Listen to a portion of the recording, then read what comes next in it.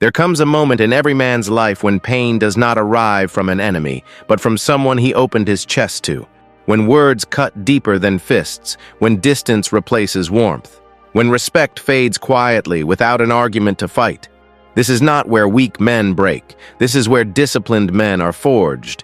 We are not taught how to handle this pain. Society tells us to suppress it, to rage, to chase, or to prove our worth louder.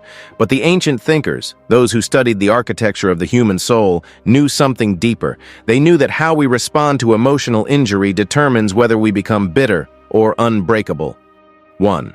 First, we refuse to react emotionally.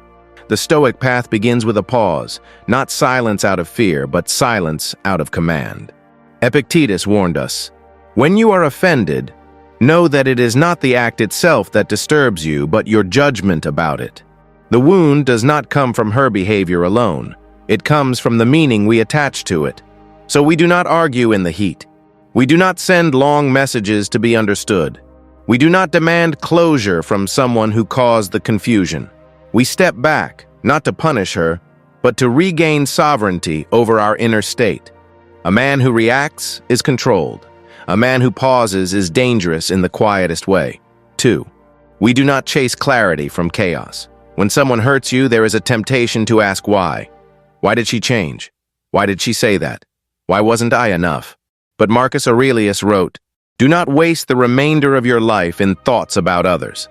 Clarity does not come from interrogating someone who is emotionally inconsistent. It comes from observing patterns without excuses.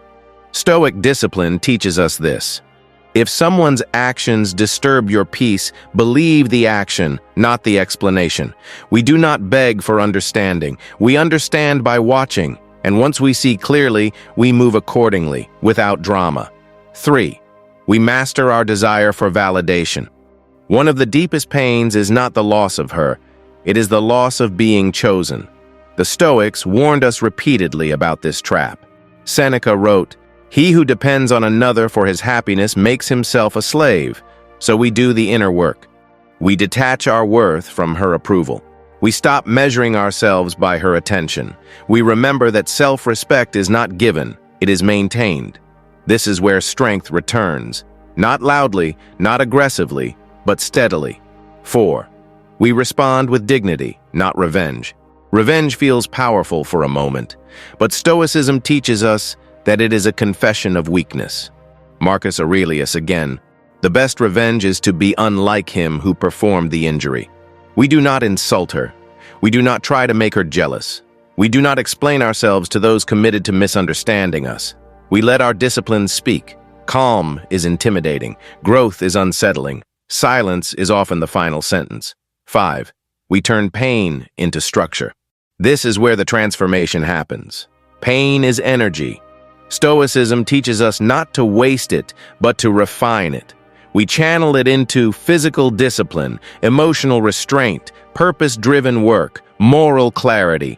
Seneca believed adversity was training, not punishment. He wrote, "Difficulties strengthen the mind as labor does the body." So we train.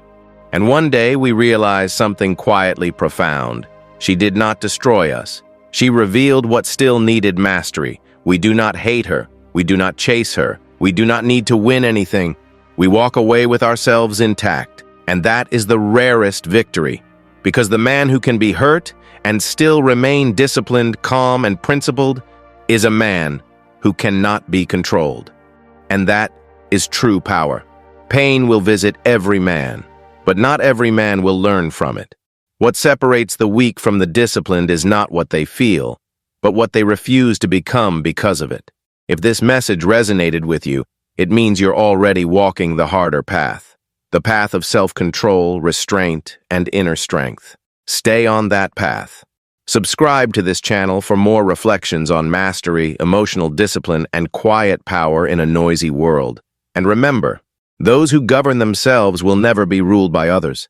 We move forward, silently, stronger than before.